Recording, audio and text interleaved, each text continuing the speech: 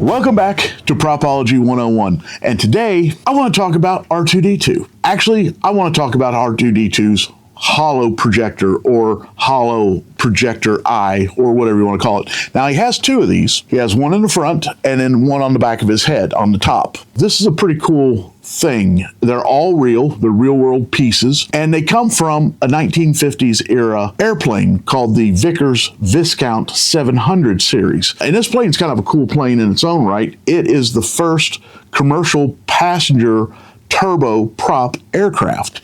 They served in British and European airlines. Air France used them.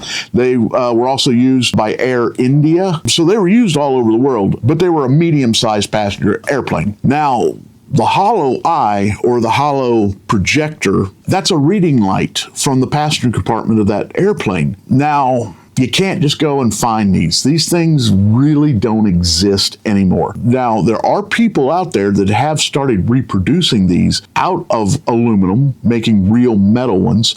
Also, there's some very good 3D files available for these. The main reason I like talking about this item is because most people don't know that the part of R2 that we see, the eye with the lens and all that on it, well, the back side of it, we also get to see that in multiple different places.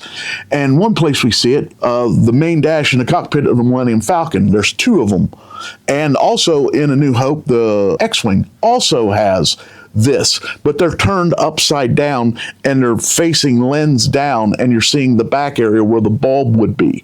And it's a round, it's like spherical with holes in it. Once you see this, you're probably going to start seeing it in other places in Star Wars. It's a lot like the slide viewers we talked about a while back. Once I got a lot of messages from people saying, hey, now that I know what that is and I recognize it, I kind of start to see those all over the place in other sci-fi and in Star Wars. I think someone told me they found them in the Mandalorian series. They found where they were using slide projectors as monitors, which I thought was pretty cool. And this is another cool little item that's something most people aren't aware of. It is something that's pretty cool. It has a neat history being from an old airplane, and this is just a little piece of art too. And this little piece of art too is also a set dressing in many other places in Star Wars. And I thought that was really cool, and I thought it was worth talking about. Thank you for joining along. Join us next time when we pull out another prop and talk about it.